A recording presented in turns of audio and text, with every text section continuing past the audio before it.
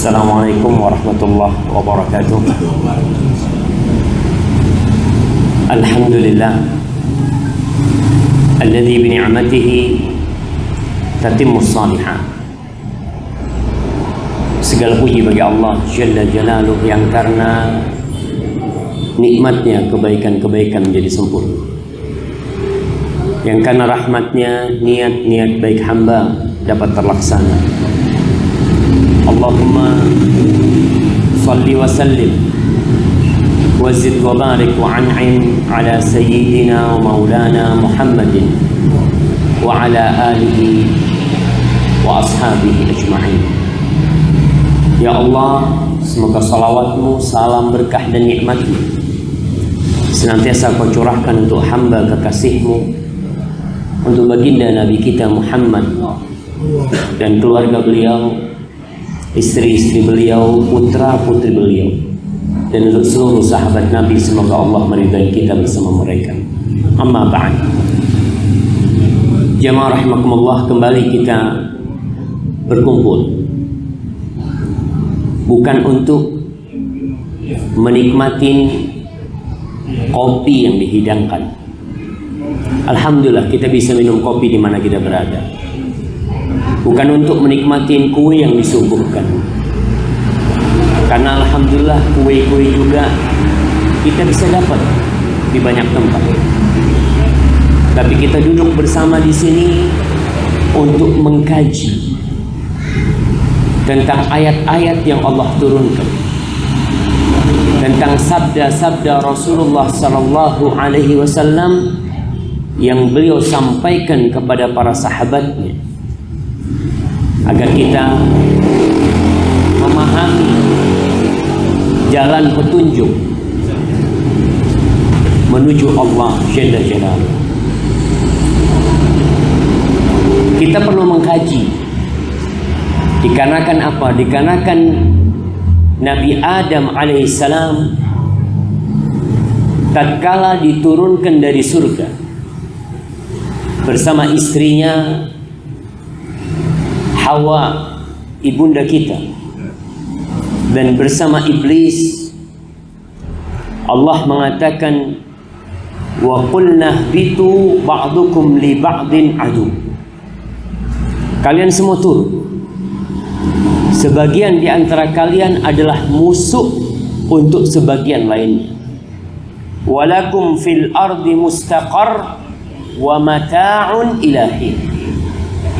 Dan bagi kalian di muka bumi ini adalah tempat tinggal sementara kalian dan sebuah kenikmatan yang ada waktunya. Artinya kita hidup di dunia, Allah menurunkan Nabi Adam alaihissalam dari surganya untuk tinggal di bumi ini dalam waktu yang terbatas. Kenikmatannya pun tidak abadi. Fatalaqa Adamu min rabbih kalimatin fataba alaihi innahu huwat tawwabur rahim. Atas kesalahan yang dilakukan Nabi Adam dan Hawa, mereka akhirnya bertobat. Allah mengilhamkan, memahyukan kepada keduanya sebuah doa. Rabbana zalamna anfusana wa illam taghfir lana wa tarhamna lanakunanna minal khasirin. Akhirnya Allah mengampuni dosa Nabi Adam dan Hawa, tapi hukuman tetap berlaku. Allah mengampuni dosa, sanksi yang diberikan berjalan. Apa sanksinya? Mereka hidup di dunia yang fana, yang awalnya berada di dalam surga. Lalu Allah mengatakan, qulna bitu minha jami'an. Kami katakan kalian semuanya turun. Fa imma ya'tiyannakum minni huda faman tabi'a hudaya fala khaufun 'alaihim wala hum yahzanun. Kata Allah, apabila datang kepada kalian petunjuk, Allah akan turunkan petunjuk. Petunjuk untuk kemana? Untuk kembali menuju surga. Artinya dalam kehidupan yang fana ini mereka hanya sementara, lalu mereka akan diberi dua pilihan. Kembali ke surga atau masuk ke neraka Jahannam. Na'udzubillahi minan nar. Kita berkumpul pada saat ini untuk mengkaji petunjuk-petunjuk yang Allah turunkan. Faman tabi'a hudaya, barang siapa yang mengikuti petunjuk, apa yang akan terjadi? Fala khaufun 'alaihim wala hum yahzanun. Mereka enggak perlu takut. Mereka tidak perlu khawatir. Kenapa? Karena yang mengikuti petunjuk pasti sampai ke tujuan yang sudah ditetapkan. Sayangnya jamaah, banyak petunjuk yang sudah dijelaskan, tapi kita tidak mendengarkannya. Kita mungkin sebulan 2 kali kajian seperti ini. Anda lihat ibu-ibu makram ya atas itu. Ibu-ibu, Masya Allah, itu kelebihan ibu-ibu. Ketika mereka berkumpul lama tak berjumpa, maka mereka ingin melepas kerinduannya, bercerita tentang Masya Allah. Baik, sebentar lagi Ana tidak akan berbicara lama, paling lama sampai sholat Isya, paling lama. Masya Allah. Suaranya sampai apa tidak Bapak Jamal? Coba, kok kayaknya suaranya ke tempat kita.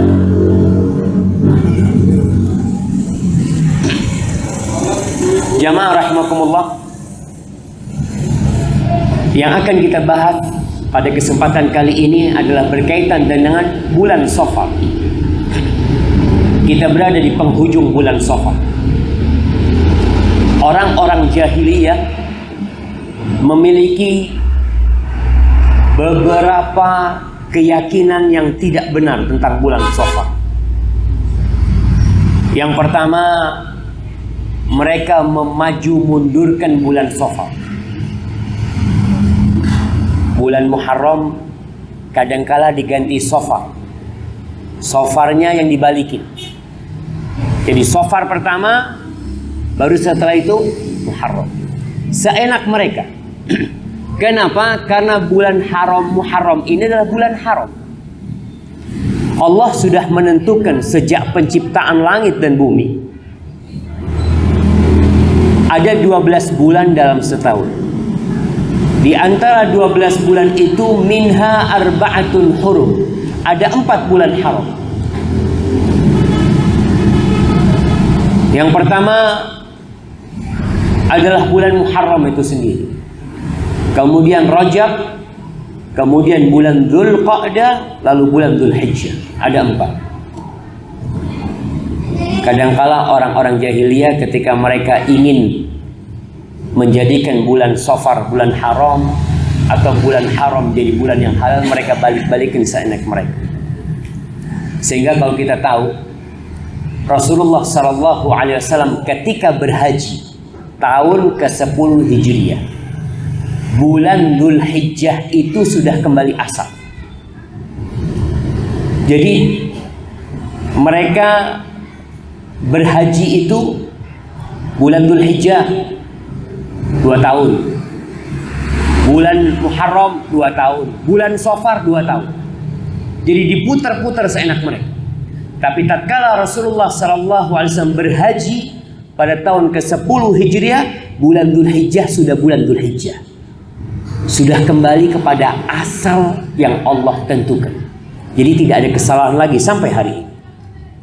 Itu salah satu yang dilakukan orang jahiliyah.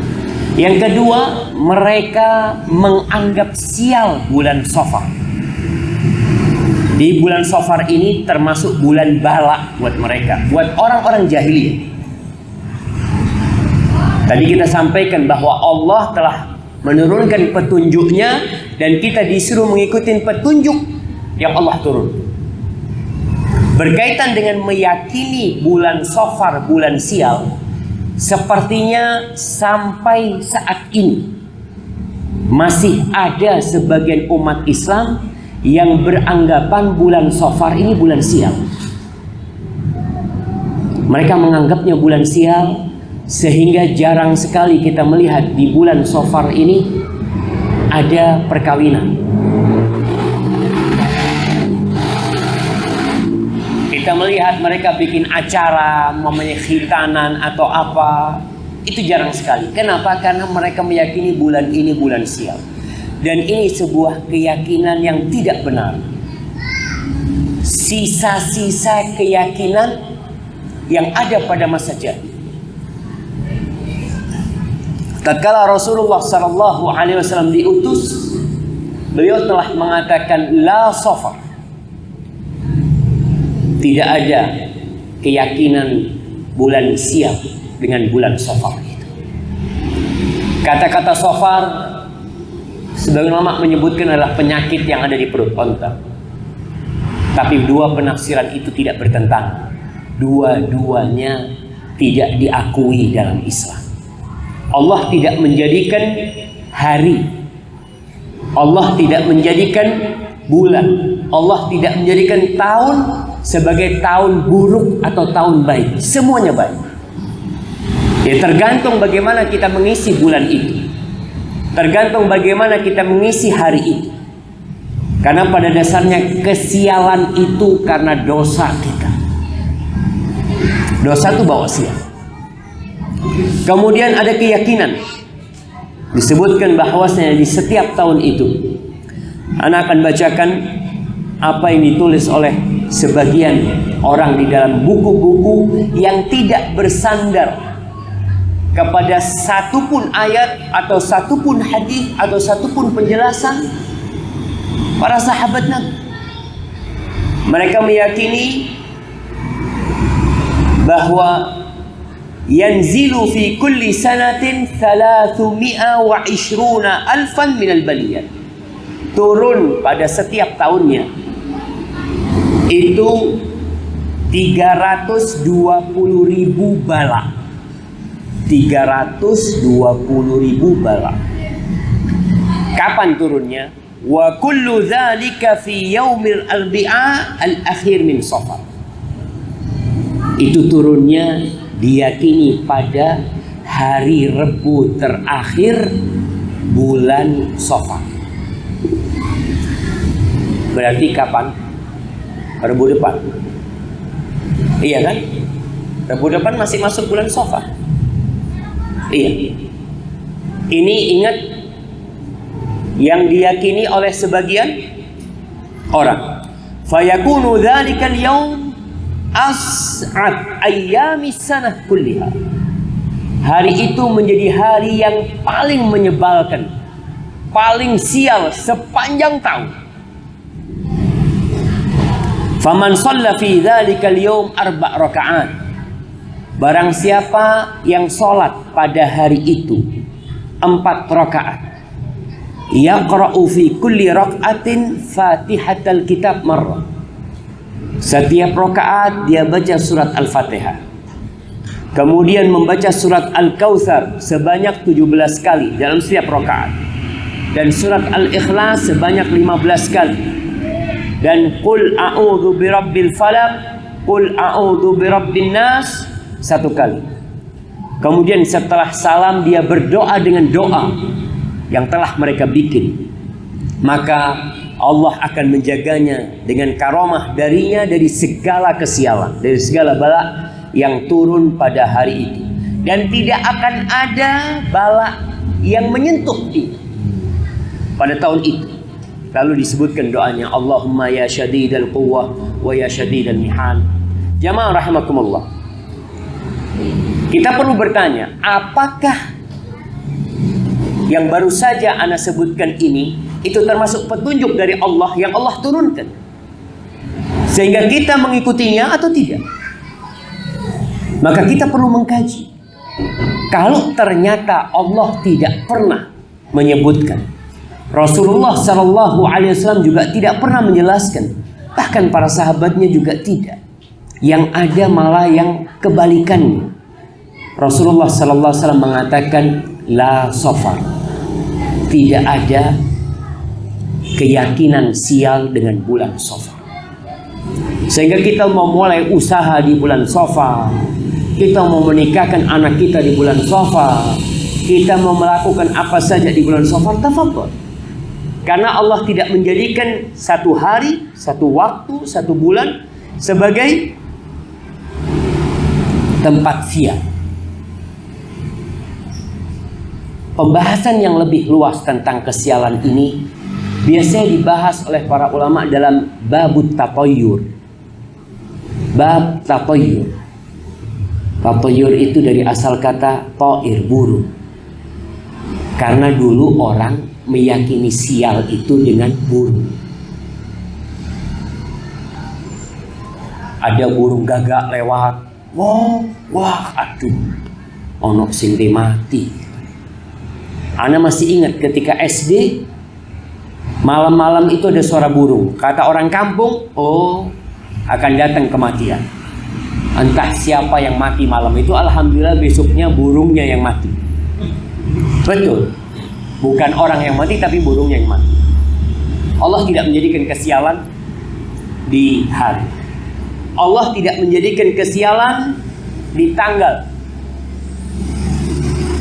atau di hari, dan tidak pula di angka. Antum tahu sebagian orang itu menganggap sial angka 13. Angka 13. Jadi sebagian hotel itu nggak ada lantai 13. Mereka meyakini kalau ada lantai itu usahanya akan gagal atau apa. Kalau di Cina mereka meyakini sial dengan angka berapa? Bukan. Angka 3 apa 4? 4. Angka 4. Jadi pernah ada kejadian di Jakarta, ada seorang mau beli tanah, beli rumah, Masya Allah. Sudah cocok, cuma satu yang nggak cocok. Nomor rumahnya 4. Dia ngomong, Bapak kalau bisa nomornya diganti. Ini urusan ganti nomor rumah ini bukan urusan dia. Kalau cuma sekedar mencopot angka 4 dari rumahnya bisa. Tapi tetap nomor rumah itu di catatan desa nomornya 4. Mereka meyakini siap dengan seperti itu. Dan ini bertentangan dengan tawakal seorang muslim.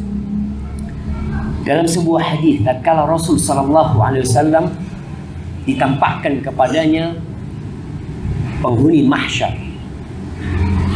lalu beliau menjelaskan tentang umatnya. Beliau menyebutkan dari umat yang besar itu, fihi sab'una alf yadkhuluna al-jannah bighairi hisab wala adab. Ada 70.000 dari umat Nabi SAW yang akan masuk surga tanpa hisab, tanpa adab. Siapa mereka? Nabi menyebutkan sifat-sifat mereka. Humul ladzina la yastarqun. Mereka adalah orang-orang yang tidak minta diruqyah. Wala yatatayyarun. Dan mereka adalah orang-orang yang tidak bertatayyur, yang tidak menganggap sial sesuatu. Enggak. Artinya dia tidak hidup dalam hayalan. Dia hidup sesuai. Kalau memang Allah menjadikan di situ ada sebab yang menyebabkan rizkinya jadi sempit, ya dia meyakini itu. Tapi kalau berpikiran karena nomor rumahnya 4 ini penyebab tokonya tidak laris, beli hotel umpamanya karena ada lantai 13-nya dihilangkan, langsung 12, langsung lantai 14. Karena dia meyakini itu, ingat, seorang muslim tidak seperti itu. Mereka tidak tatayyur, tidak meyakini sial dengan apa-apa. Wala yaktawun, dan mereka adalah orang-orang yang tidak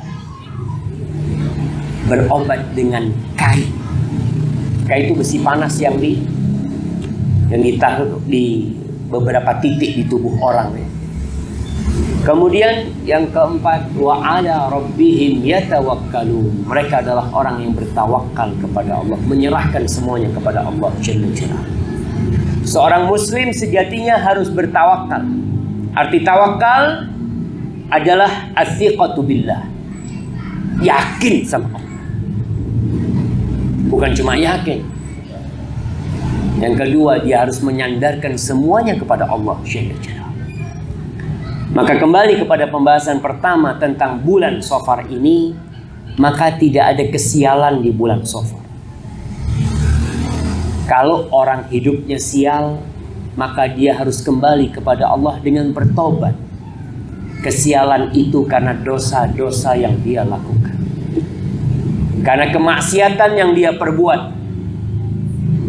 Innar rajula la yuhramur rizqa bi dzambin yusibu.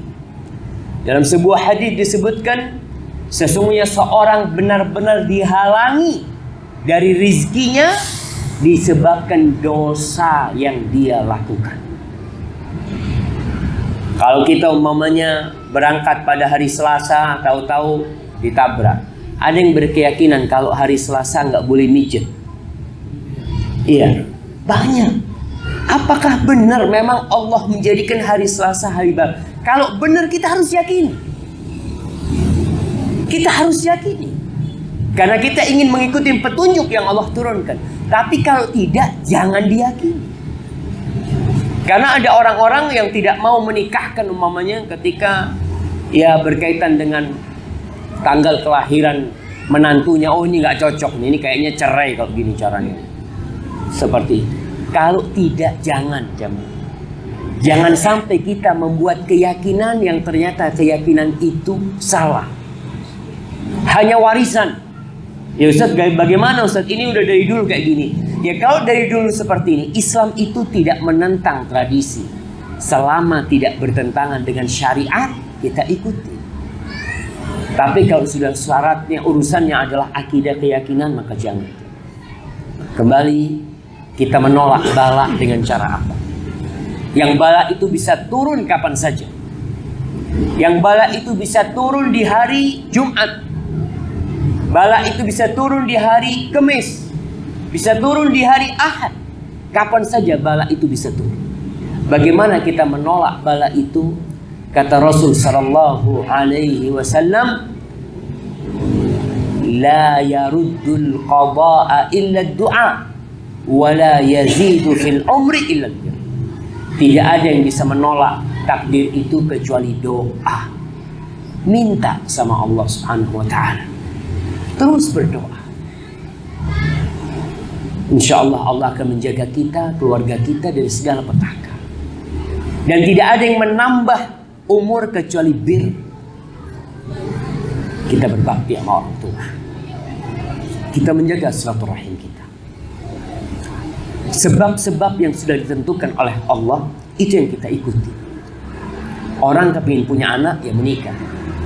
Kepingin hidup bahagia, ya dia cari istri yang soleh.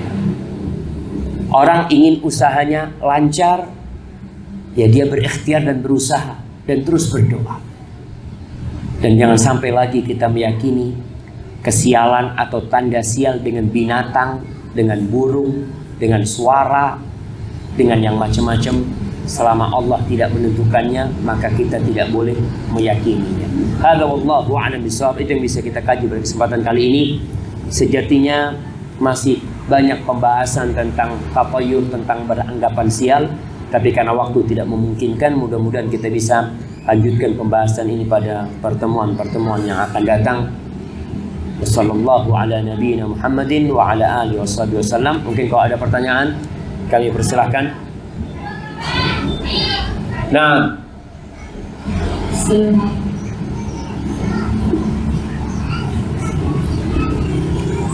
iya, silahkan yang ingin bertanya. Kod ya, bisa.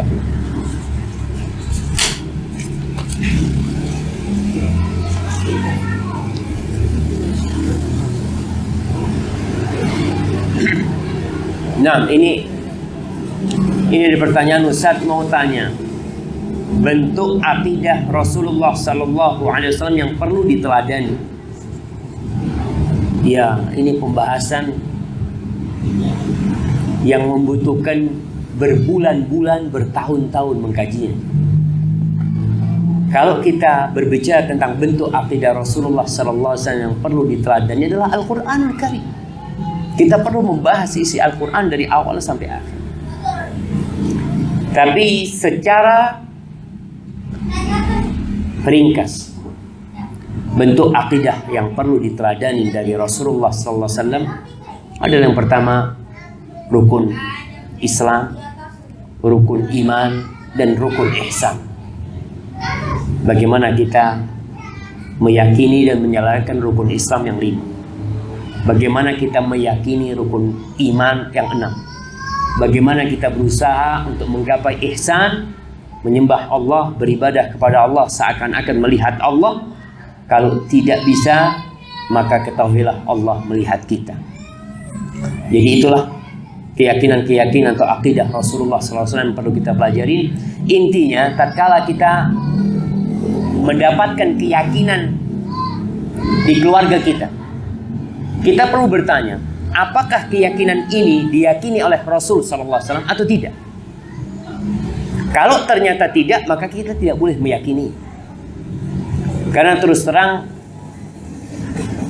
di masa Rasulullah SAW ada orang Yahudi yang masuk Islam.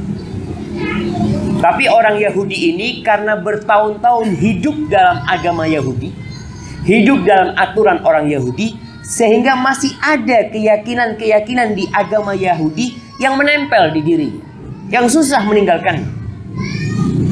Turunlah firman Allah, ya ayyuhalladzina amanu udkhulu fis silmi kaffah wa la tattabi'u khutuwatis syaitan.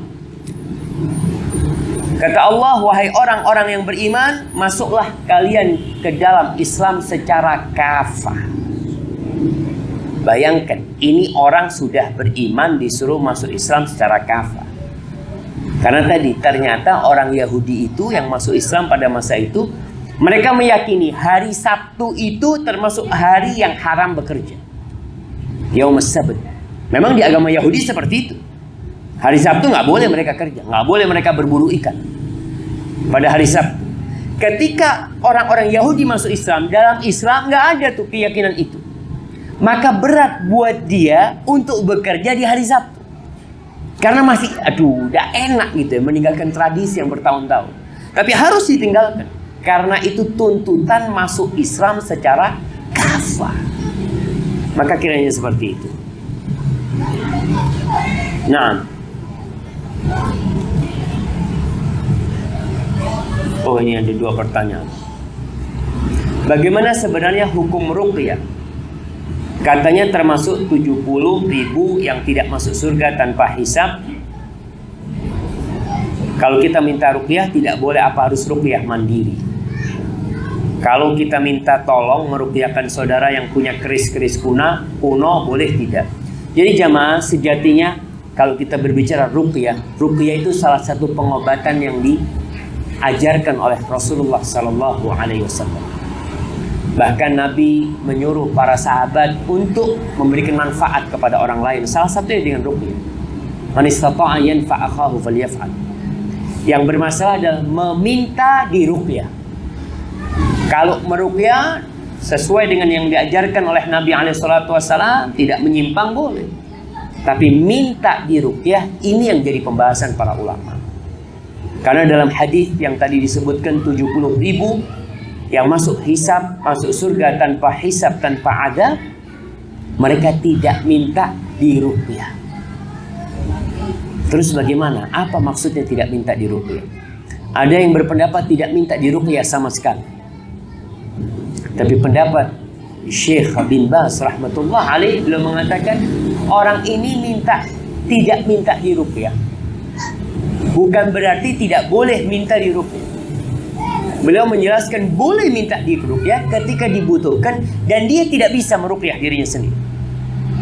Artinya ada kondisi-kondisi orang itu tidak bisa meruqyah dirinya sendiri. Namun ada orang-orang yang nggak sakit minta diruqyah. Atau dia bisa meruqyah diri sendiri lalu dia masih minta diruqyah. Kadang kala ada acara ruqyah, anak mau coba ruqyah lah, datang ke sana. Dia bisa jadi tidak masuk dalam 70.000 yang masuk surga tanpa hisab, tanpa adab. Karena dia telah minta diruqyah tanpa dia membutuhkan ruqyah sebenarnya. Itu berkaitan minta diruqyah. Apalagi kalau ruqyahnya tidak sesuai dengan syariat. Kalau minta tolong meruqyahkan saudara yang punya keris-keris kuno, boleh tidak? Boleh-boleh aja jemaah. Ingat, minta diruqyah ini tidak haram jemaah. Boleh. Kalau kondisinya, apalagi kita tidak bisa meruqyah diri sendiri. Kalau kita punya saudara yang dikatakan punya keris kuno ya sampai sekarang Anda lihat di beberapa titik di kota Jember ini masih ada orang-orang jualan keris, jualan patung kecil-kecil ya, jimat-jimat seperti itu. Maka sejatinya kalau kita bisa meruqyah saudara kita sendiri, kita ruqyah sendiri. Tapi kalau kita tidak bisa, kita bisa minta tolong kepada seorang ustadz untuk meruqyah. Kalau memang perlu diruqyah. Tapi perlu diingat juga, orang yang mau diruqyah ini perlu dibenerin akidahnya terlebih dahulu. Ketika dia meyakinin keris-keris itu sebagai sarana tolak bala. Dan betul jemaah, keris itu ada penunggunya kadang-kadang. Jadi ada keris yang bisa berdiri sendiri. Jadi ditaruh ini berdiri. Kadang-kadang ada cincin yang bisa muter-muter sendiri. Kata orang ada hadamnya. Ada hadamnya, ada remote. Iya, kalau mobil-mobilan jalan sendiri ada remote. Ini cincin bisa jalan sendiri. Ana masih ingat ketika SD dulu, kita biasanya hari Ahad jalan kaki menyisir pasar Tanjung itu. Di situ ada yang jualan akik. Itu macam-macam. Ini akik Sulaiman. Kalau kepingin rezekinya lancar ya, tiap Jumat dimandiin air apa ini itu macam-macam. Tidak ada dalam Islam seperti itu. Barakallahu fikum. Baik. Masya Allah, ada pertanyaan yang menarik ini jamaah. Tolong didengarkan ibu-ibu. Bagaimana saat istri yang dipoligami ternyata tidak siap, padahal awal setuju, akhirnya pertengkaran terjadi. Boleh bisa pisah? Apa maksudnya jemaah? Boleh minta pisah, mungkin itu maksudnya. Baik. Berkaitan dengan poligami, masalah poligami adalah masalah yang sangat sensitif sekali khususnya buat ibu-ibu. Tapi itu adalah syariat yang sudah Allah tentukan, hukum yang sudah Allah perbolehkan bagi kaum lelaki untuk melakukan adil, melakukan nikah lebih dari satu dengan syarat dia bisa berlaku adil. Kalau dia takut tidak bisa berbuat adil, haram bagi dia poligami. Paham bapak-bapak? Kalau dia takut tidak, dia tahu anak kayaknya nggak bisa adil, lalu dia tetap kawin dan dia tahu nggak bisa adil, maka dia dosa. Kok bisa dosa, Ustaz? Ya karena Allah mengatakan fa in khiftum alla ta'dilu fawahidah. Allah udah jelaskan kalau kalian takut tidak bisa berbuat adil, maka cukup satu. Kalau ada orang tahu dia tidak bisa berbuat adil dan dia takut tidak bisa berbuat adil, lalu dia tetap nikah lagi, maka dia telah menyelisihi, melanggar ayat ini. Allah sudah katakan satu kalau takut tidak bisa berbuat adil. Baik, bagaimana apabila sang istri yang dipoligami tidak siap? Ana rasa ya hampir kebanyakan wanita itu tidak siap. Tapi kalau memang itu terjadi, apa yang bisa dilakukan? Umpamanya disebutkan di sini awalnya setuju, Ustaz. Poligami itu tidak butuh persetujuan wanita. Poligami tidak butuh persetujuan wanita. Karena kalau nunggu persetujuan wanita, tidak ada wanita yang setuju sebenarnya. Makanya kalau kita lihat para sahabat Rasul Sallallahu Alaihi Wasallam ketika menikah, ya menikah. Cuma catatan tadi dia berharap bisa melakukan keadilan. Dan kemudian kalau sudah terjadi, dia mengatakan akhirnya terjadi pertengkaran. Ahibati fillah, ketahuilah bahwa banyak orang yang tersenyum kita lihat bukan karena dia tidak punya masalah. Orang tersenyum itu bukan berarti dia orang yang tidak punya kesedihan. Tapi orang-orang yang kita lihat dia tersenyum adalah orang-orang yang bisa menyembunyikan kesedihannya dan bisa menyikapi kehidupan ini dengan bijak. Sehingga apapun yang terjadi, dia siap menghadapinya karena kehidupan ini hanya sekali. Kalau berbicara Sakit Ustaz di poligami. Ya, mungkin seorang wanita mengatakan sakit di poligami. Tapi kalau itu sudah terjadi, apa yang bisa kau lakukan kalau penyakit datang kepada diri? Kau menerima penyakit itu dan kau berusaha mengobatinya. Jangan sampai penyakit yang menimpa itu dibesarkan. Seperti orang ketika terkena kanker, apa yang harus dilakukan? Kalau orang ini stres, penyakitnya tambah jadi. Selalu dokter mengatakan, udah, sudah terima takdir itu. Hadapi kehidupan ini dengan optimis. Besok atau lusa kau akan mati. Besok atau lusa suamimu akan mati. Dan kau akan berpisah dengan dia, pasti. Ada satu kepastian kita yakini bahwasanya seorang istri akan meninggalkan suaminya, atau seorang suami pasti meninggalkan istrinya suatu saat nanti. Jadi apabila dikatakan tadi nggak siap Ustaz, terjadi pertengkaran, apa boleh minta pisah? Ya kau berusaha untuk menata hatimu. Yang menyebabkan hidup ini indah jamaah, orang itu ridho dengan takdir Allah. Ya udah, kalau ini memang catatan hidup, kau yakini bahwasanya takdir manusia sudah ditulis 50.000 tahun sebelum diciptakannya langit dan bumi. Udah ada ketentuan pada tanggal sekian suamimu kawin lagi.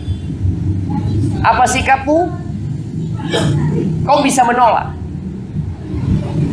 kau bisa minta cerai. Tapi apakah itu solusi? Tidak. Bahkan seorang wanita yang minta cerai kepada suaminya tanpa alasan yang dibolehkan dalam syariat, haram buat dia bau surga. Haram buat dia bau surga. Maka kita perlu menata hati kita untuk beriman dengan takdir Allah, laksanakan perintah Allah, jauhi larangannya. Tatkala kena musibah, dia bersabar menghadapi musibah tersebut, sikapi dengan bijak. Jangan sampai rumah kita jadi neraka buat kita, sehingga akhirnya tadi minta bercerai, ya, harus berpisah, lupa dengan masa-masa indah yang dahulu, anak-anak jadi korbannya akhirnya. Maka hendaklah suami istri berpikir kembali apabila mereka berpikir untuk bercerai atau meminta cerai. Hadza wallahu a'lam bishawab. Ana rasa kita cukupkan sampai di sini karena waktu sudah larut. Mudah-mudahan kita bisa berjumpa kembali, menuntut ilmu lebih dalam lagi dan mengamalkannya dalam kehidupan ini. Subhanakallahumma wa bihamdika asyhadu an la ilaha illa anta astaghfiruka wa atubu ilaik. Assalamualaikum warahmatullahi wabarakatuh.